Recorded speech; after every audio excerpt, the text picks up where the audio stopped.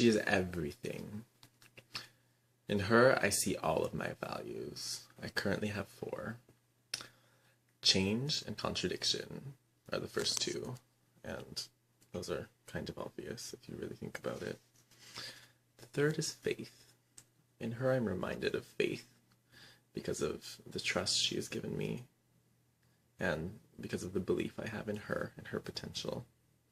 She will arrive here long before the sheep are dragged to the peace they covet so much, yet, paradoxically, they deny its existence.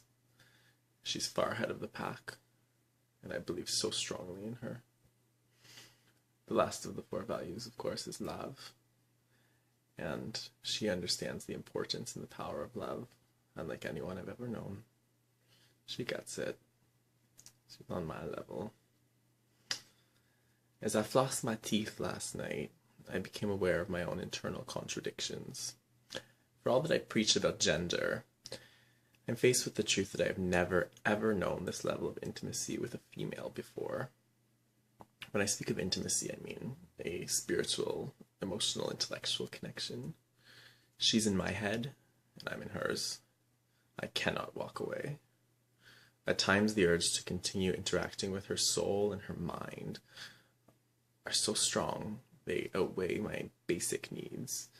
Can't get up to go have a shower, to go eat food. It's kind of insane. I enter all levels with her. The surreal, which is rapidly becoming my home, as we all know. The real, whatever the hell that means. Some sort of existential game, the rules of which we make up as we see fit, enabled by the simple fact that we can see it for what it is, such a game. We choose our quote-unquote realities, which are just as valid as the quote-unquote delusions into which we retreat as we occasionally free ourselves. Pardon me. We occasionally free ourselves from the madness of this ancient crumbling system. And of course, together, we explore the beyond. The only concept other than love, which truly wakes me from my boredom as I spend my life avoiding a death that will likely never befall me regardless of my actions.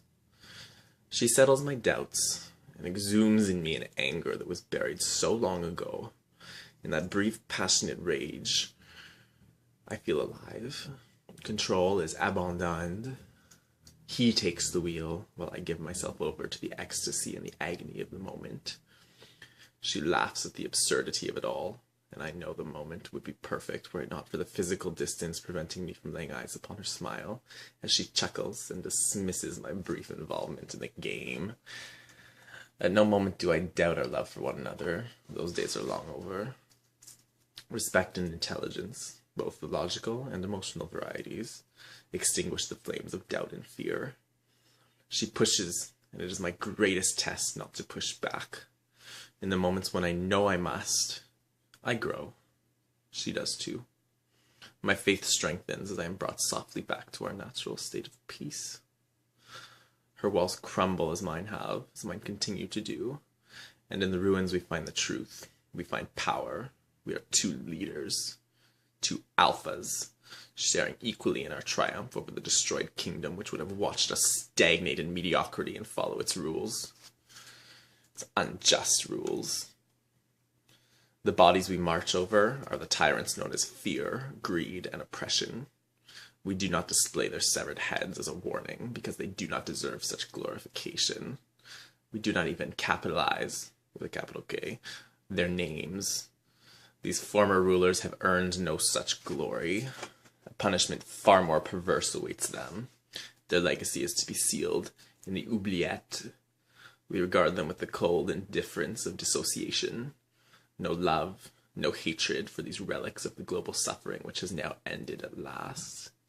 We simply forget them as we continue our march together towards a future of peace and siblinghood. Bye, Felicia. Good night, Charlene.